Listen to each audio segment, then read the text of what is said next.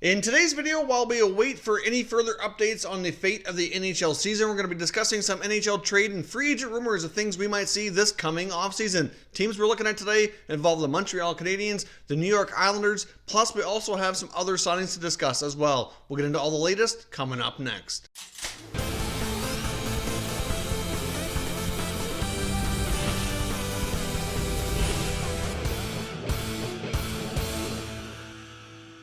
So welcome back to another video here at Top Shelf Hockey. Now, as many of you are likely already aware, there's a lot going on in the world, and there is a possibility that the NHL season could either be suspended or canceled, an announcement likely coming later today. Now, as I record this video, what we know right now, the NBA's already announced that they're suspending their season, so they're no longer playing. They've had 2 players now test positive for the virus, and the teams that they've been in contact or playing against recently are all being quarantined for safety. The NHL, at this point, doesn't have any known cases.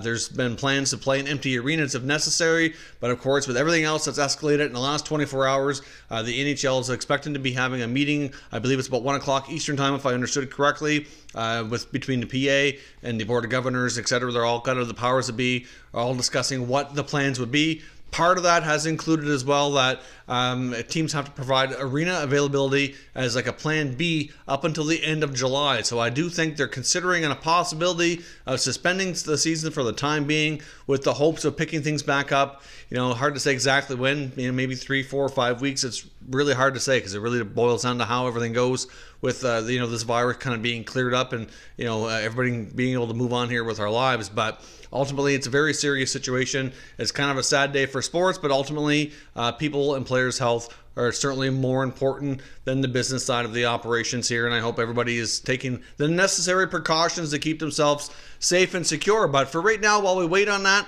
we're going to try to keep a positive spin, positive atmosphere going here. I know many of you are probably sad at the possibility of not having hockey. I know I am too, but the good news is we have this platform, we have this channel, as well as many other great YouTube hockey channels that I know many of you probably either watch and I watch myself, that we can kind of keep the community going. We can still discuss hockey, and I'll definitely still be posting regular content pretty well every day, just like I do every offseason. If you follow this channel for any length of time, you know that I work 365 days a year. I do take the occasional day off here and there, but for the most part, we're a 365 channel, and that will not stop. Obviously, I may have to get a little bit more creative on what we talk about, but I've got lots of off-season topics already planning stages, so I guess I might have to do some of that a little sooner than I was expecting, but either way, we will get through it, and we will still continue to chat hockey here on a daily basis. Now, for today, I want to take a look at some rumors and some things that we might see in the offseason, and plus we have some signings here as well. First of all, I want to talk about Alex Turcotte, a top prospect from the 2019 NHL draft, drafted by the Kings 5th overall, has decided to leave Wisconsin, where he's playing college hockey,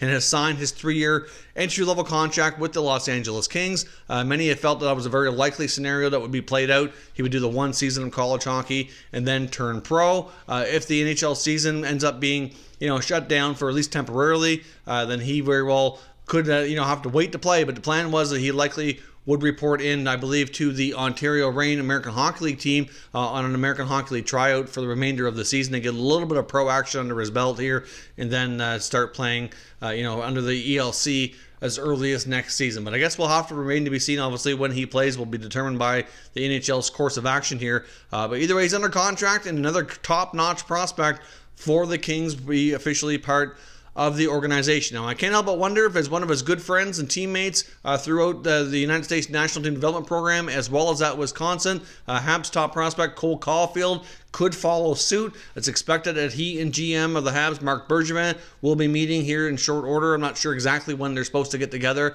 but it was believed, I know a few days back, I've seen reports that he would be meeting with him sometime in the next week to discuss his future. Could he return to college for another year? It's a possibility. He could sign a pro contract and aim to play at Laval, or possibly make the Habs, but I know Bergevin said on record he didn't feel Caulfield was ready yet.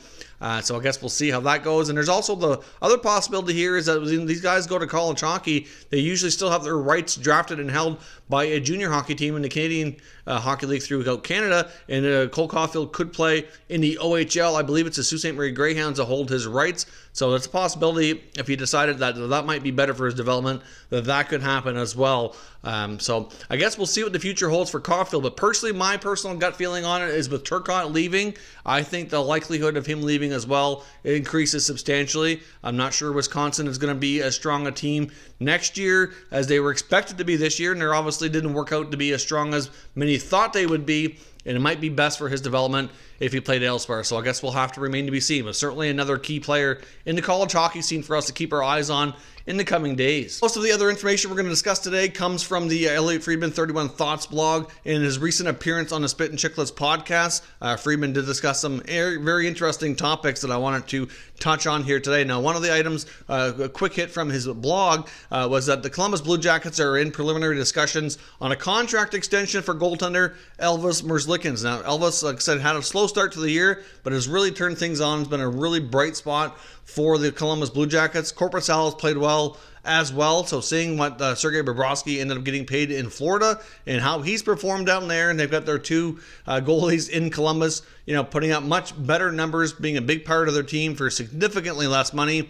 It goes to show that the Blue Jackets are not really worse for wear, even though they lost their all-star goaltender. So Merzlikins expected to get some kind of extension. I don't know what kind of terms they're talking about. I wouldn't think it'd be too long of a term for one season of work, but I would think, at least a 2 or 3 year extension at a reasonable raise would make a lot of sense for both sides. Now, it's also being reported that Anton Slepyshev, who formerly played about 100 or so games in the NHL with the Edmonton Oilers, but left to go play in Russia a couple years ago, might be looking to make an NHL return. So there's some interest that the Oilers might be, possibly consider bringing him back, but ultimately it's going to boil down to price, and what's believed that he might be looking for in a contract might be too much than what the Oilers are willing to pay. If they could get him back cheap enough, they might consider it. But based on his previous experience, I can see there being, a fair bit of interest in Slepyshev. But with the KHL and the salary cap and the changes that league is going through, would not be surprised to see a little bit more veteran players possibly making the jump to the NHL, or even ones especially who, like Slepyshev, who had previously had experience that NHL teams might have a little bit more first-hand experience with, might be possibilities as well. But apparently he's looking to make a comeback possibly for next season. Now, one team I want to touch on here quickly as well is the New York Rangers. Now, we saw them trade defenseman Brady Shea at the deadline to the Hurricanes for a first-round pick, and Brady Shea was assigned to a long-term contract as well at a pretty good rate. And as I discussed in that trade video, I really think that was a bit of a cost-cutting measure. I mean, the Rangers are competing for a playoff spot now, but ultimately with the emergence of guys like Adam Fox and Tony DeAngelo, that blue line is going to get expensive, and it's going to get expensive really fast, considering they also have a few other contracts on the blue line that are pricey as well, including the newly signed Jacob Trouba in the first year of a big-time contract there with the Rangers. Of course, they still have Brendan Smith on file as well for another season, and that deal hasn't really worked out for them, but ultimately, at least he's been able to get back to being an NHL player after a big stint in the minors some time ago. But ultimately, that's a contract they probably wouldn't mind shedding. And of course, moving Shea, I think largely was, a kind of a cap cut in a sense. Longer term, Fox and DeAngelo are going to be getting big time money based on their current performance. DeAngelo is coming sooner than later, where Fox is going to be a little further down the road, where he's earlier into his entry level deal. Now, Tony DeAngelo is going to need a new contract this summer, and after putting up another 50-plus point season, many believe he's going to be needing a deal of about $5 million or more, which I think, having a couple of back-to-back seasons with the offensive production that he's put up, I certainly think will be justified. I'm not sure what kind of term he's going to be looking for, but after doing a one-year deal this past season, under $1 million, he's going to be looking for more term, more security, and bigger money. I'm not sure how long of a term, but I would think probably 3 to 4 years, as many as maybe 6 to 7 years. So the Rangers are going to have a big financial commitment to keep him in the fold. Now, I had speculated before the Brady Shea trade had ever happened, leading into the deadline, that DeAngelo might end up being a trade chip. They might not be able to afford him, but it made sense that he might be the better player to keep, and they moved out Shea instead. Now, looking at their overall salary cap situation for next year, they have about $67 million tied up in 15 players, which does give them a fair bit of flexibility to round out the roster, but they have a lot of young players that are still on their entry-level deals, and over the next couple of seasons are going to be getting, pretty good raises for the most part, as a lot of their younger players are performing well. Not only do they have DeAngelo coming up right away, but they've got Adam Fox as well in the blue line, as I mentioned. They got their two younger goalies in Shesterkin and Georgiev, depending on if they keep both of them. I mean, Shesterkin's not going anywhere, but Georgiev likely sticks around. Possibly. Do they move Henrik Lundqvist? I mean, I know he's got full control because of his contract and a no trade, but it certainly could become an inevitable thing that the Rangers might have to explore, depending on what else they have to do here. But they've also got guys like Kakko and Hedl, etc., in the forward group that are going to be needing new deals. Ryan Strome has to be signed as well, and he's having a solid year. So yeah, they have a lot of guys that need deals in the next couple of years, and their payroll is going to be going up substantially. So keeping everybody in the fold is going to become a challenge. I guess that's part of what happens when you go through a successful rebuild and you get all these younger players on entry-level deals, and then as they graduate into the bigger contracts and they have success, it's just you can become a victim of your own success, and you can't keep everybody. But personally, I would think, based on how DeAngelo has played, that they would want to keep him in the fold, and that another player with a bigger contract might be more likely to go if they have to do some salary cap cutting. And personally, I can't help but wonder if they might be looking to move out Henrik Lundqvist. I mean, we have no inside rumors to suggest that that there's a good chance he would leave. He's made it clear in the past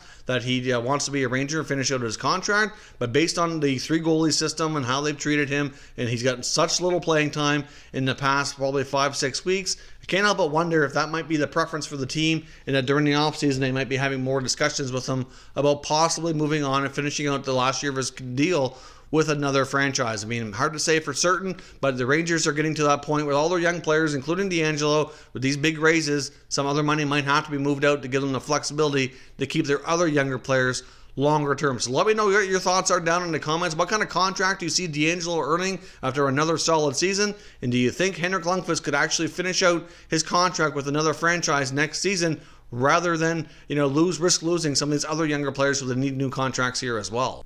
Now, next up here, I want to take a quick look at Corey Crawford, who's currently with the Chicago Blackhawks. I've seen some reports by Montreal media suggesting he might be an excellent fit to be the perfect backup to Carey Price next year, because clearly they have question marks around their backup goaltending situation. They signed Keith Kincaid prior to this season, but that did not work out. So he will not be returning, obviously. They've got Charlie Lindgren. They got Caden Primo. They probably would like to see Primo take a little bit more time in the minors and not have to rush him up to the NHL level. Probably better for him to be the starting goaltender for Laval and get all kinds of playing time rather than be the backup to Price and only get 20-25 games a season. That's probably better longer term for his development. He's still quite young, so clearly that's probably what they would prefer. I'm not really sure they see Lindgren as a regular NHL goaltender just yet. I mean, he's been around long enough that if it's not going to happen by now, it's kind of getting to that point where they might have to move on. So maybe a guy like Crawford obviously would have a lot of experience, but he may not want to be the backup, and it's really going to boil down to what he needs for a contract. But Corey Crawford, of course, grew up around the Montreal area, likely being a Habs fan as a child, might have the appeal to go home and play there. Not quite clear what the Blackhawks' plans are. I would think they're probably somewhat interested in bringing him back, considering they traded Robin Lehner. So I'd kind of seen this article about Crawford being a good fit in Montreal, talking about that possibility. I'm not really sure that really would be what Crawford would want. I'm not really sure that the Habs are going to want to pay that kind of contract. They do have lots of cap flexibility, but as we get into some of these other things we're going to discuss here momentarily, I think they might be able to put that cap space to better use. So what are your thoughts on the possibility of the Habs trying to sign Corey Crawford as a free agent backup goaltender this coming year for the backing up Carey Price? Or do you think they'd be better off to go in a different direction? Now, as I mentioned as well, we have some other things I want to talk about that are Habs related. And some of that comes, like I said, from the Spit and Chicklets podcast, where Elliot Friedman was a recent guest and really dropped a few bombs around some offer sheets. And of course, as we know, Montreal was a team to use the offer sheet last offseason, and it's been heavily speculated. Even from Marc Bergevin himself, he said that he's not opposed to doing it again. So clearly, Montreal could be going down a similar path this offseason, and Elliot Friedman was talking about the pending contract extension with New York Islanders center Mathew Barzal, and he said he thought it was quite a high possibility that an offer sheet could be presented to Barzal, and that Barzal might actually be interested in leaving the Islanders. I mean, he couldn't confirm that, but still kind of made it sound like he might know a little bit more information, suggesting that Barzal might be frustrated with Barry Trotz's style of play, that it's more defense first, and that he wants to be on a team and a coach that's a little bit more freewheeling, and that he can kind of really show his talents. And of course, it's been reported that Barzal grew up a Montreal fan, and that his older family members, I believe it was his grandfather or his father, were big-time Montreal fans as well. That would be something to kind of fulfill a childhood dream of his, so to speak. So it's certainly something interesting to talk about and think about. I mean, I'm not really sure that he would definitely go there. I think based on what we saw out of Marc Bergevin last year would not be completely shocking. But I will say this, if he's going to present an offer sheet to Barzal or anybody else, he needs to do a better job than he did with Sebastian Aho. He just set up the Hurricanes to get their contract with Aho done sooner, and there was really not much chance at all that they were not going to match that contract. Of course, the one thing he thought he had in his pocket was the fact that it was front-loaded with a lot of bonuses, and he didn't think owner Tom Dundon would want to pay that out. But clearly they did what they had to do to keep their player, and I'm quite sure that the New York Islanders would also do the same. There would have to be substantial overpayment, I think, before they would let Barzal go. So I was not really sure exactly what that could be. Now, of course, another forward that's been mentioned as well as a potential offer sheet for Montreal would be Anthony Mantha, the Red Wings, although I do think that's less likely as well. Mantha's been on record recently to say that he really wants to re-sign with Detroit. He wants to be part about turning that team around and wants to be a big part of, like I said, getting the future and getting things back to better times in Detroit. But clearly Mantha's another player that's been reported that Montreal would have interest in looking at as an RFA. But Detroit's also got some flexibility. I'm not really sure that it would be something that they would not match either. It'd have to be an obscene amount, and really that might not be a smart move for the Habs to do anyway.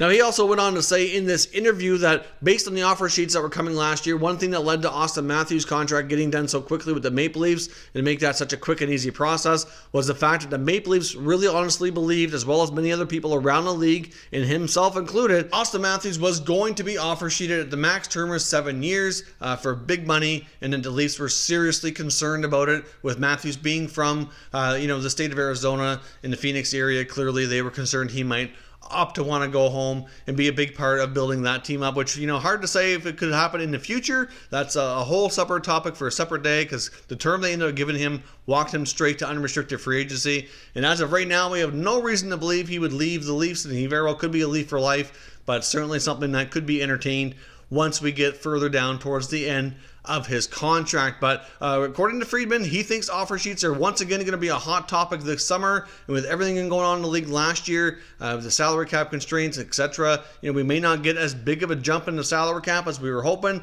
We know we had projections earlier about 84 to 88 million, but depending on if the NHL season is suspended or how everything goes, revenues could be impacted. That number could come down. It ended up coming in lower than expected last year, and some of these teams could be pretty tight to the cap and have to make some drastic moves. It might be prime candidates for offer sheets. So I guess we'll see what happens if Mathew Barzal is interested in looking at an offer sheet, or if the Habs are interested in presenting one. Based on Friedman's comments here, it certainly seems to think that he thinks it's a real possibility, and it will be very interesting to see what happens. So let me know your thoughts down in the comments. Do you think we're going to see some offer sheets this summer? Could the Habs target a player like Mathew Barzal to try to fulfill that top line center position that they've been looking for now for quite some time? Let me know your thoughts down in the comments, and we'll continue the conversation. If you're new to the channel, consider subscribing and turning on your notifications so you don't miss any future content, and give this video a thumbs up if you enjoyed it as well. I appreciate it if you did. As always, thank you for watching, and I will catch you next time.